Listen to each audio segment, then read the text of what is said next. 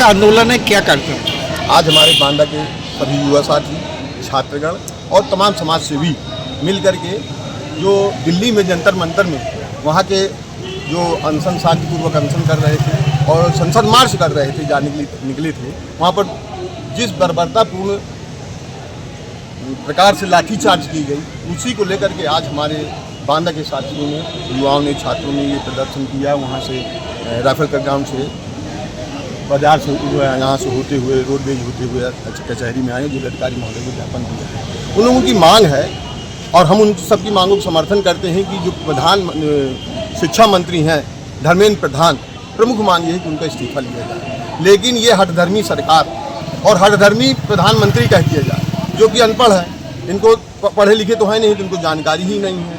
हमारे युवा छात्र जो पढ़ रहे हैं, कितना बड़ा नुकसान होता है, कितने बार पेपर लीक हुए, नीट का पेपर लीक हुआ, अन्य तमाम पेपर लीक हुए, पुलिस के हुए, ब्रेकपालों के हुए, तमाम भर्तियां हुई, परीक्षाएं हुई, उन सबको लीक कर दिया गया। तो एक तरह से लीक सरकार कह दी गई। उसी को लेकर के आज सभी युवाओं ने ये प्रदर्शन किया है और निश्चित ही इतिहास में ये बात बांदा के दर्ज हो गई। जब जंतर मंतर में इतना बड़ा अनशन चल रहा था तो बांदा के लोग भी इसमें शामिल हुए थे।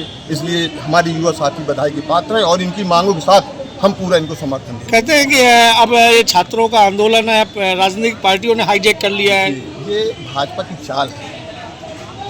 राजनीति में दूसरी पार्टियों ने, विपक्ष ने हाईजैक कर लिया तो झंडे पर आपको दिखते नहीं, कहीं कुछ नहीं। हम लोग सिर्फ समर्थन उनका कर रहे हैं, किसी ने हाईजैक नहीं किया है। छात्र अपनी लड़ाई लड़ रहे हैं, सरकार हर तरह से विफल हो चुकी है, हर तरह से फ्लॉप करने का पूरा प्लान किया है। तो उसके आदमी वहाँ घुस गए, आरएसएस के लोग वहाँ पर जाकर के जो ये नारे लगाए जा रहे हैं गलत सलत, ये भाजपा के लोग ही लगवा रहे हैं। जब सोनू वांगचुक ने आंदोलन वापस ले लिया है, अब उन्होंने अपना सोनू वांगचुक ने आंदोलन वापस नहीं लिया, अपना अनशन तोड़ा और उनकी 3 मांगे हैं। उन मांगों में सरकार ने 2 मान ली है। धर्मेंद्र प्रधान का इस्तीफा नहीं मान रहे हैं और यदि आज इस्तीफा नहीं ले रहे तो अगला कदम होगा प्रधानमंत्री का इस्तीफा। इस देश का युवा जाग चुका है, यहाँ की जनता डर से इनके भय जो व्याप्त है वो खत्म हो चुका है। इस सरकार को जाना तय है। करने आए थे, क्या कुछ मामला है बताइए। देखिए, छात्रों को लेकर के आज अधिवक्ता सभा की तरफ से एवं सभी समाजवादी समाज सेवियों की तरफ से आज हम लोग छात्रों के साथ जो अन्याय हो रहा है उस पर हम लोग ज्ञापन देने आए थे डीएम साहब को।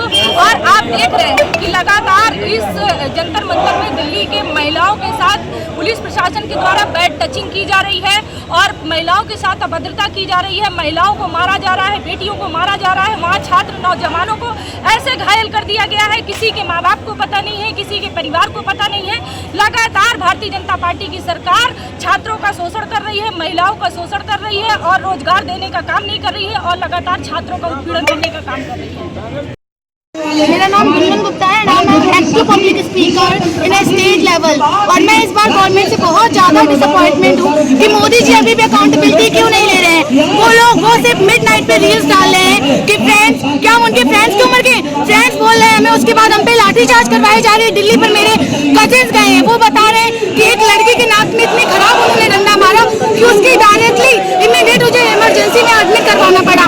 मोदी जी इस तरह हमको फ्रेंड्स मानते हैं? अरे उम्र का तो लिहाज कर लेते हैं, उनके पोतों की उम्र के हैं हमको फ्रेंड्स बोल रहे हैं, फ्रेंडों पर लाठी चलवा रहे हैं। ऐसे थोड़ी होता। अकाउंटेबिलिटी के नाम पर हमें 2 रील और फर्स्ट कोर्ट एक फैक्ट नहीं चाहिए कि आपने थोड़ा सा एक पारित कर दिया फर्स्ट कोर्ट, बस हमारा हो गया। अकाउंटेबिलिटी के नाम पर आपको आगे आकर रिजाइन करवाना होगा। जैसे कि टेरर अटैक हुआ था मुंबई में 2008 में, तो जो उस समय कांग्रेस के जो लीडर थे, होम मिनिस्टर थी PR पाटिल थे, शिवाजी पाटिल थे, उन्होंने अपने आप क्रिटिज्म, माइनर क्रिटिज्म पर उन्होंने क्या किया था, रिजाइन कर दिया था। यहाँ पर तो धर्मेंद्र प्रधान जी की बड़े लेवल पर एक क्रिटिज्म मिल रहा है, लोग उनकी अर्थी निकाल रहे हैं, लोग क्या क्या नहीं कर रहे हैं, उसके बाद भी वो ऐसे रिएक्ट कर रहे हैं कि जैसे वो हम एग्जिस्ट ही नहीं करते।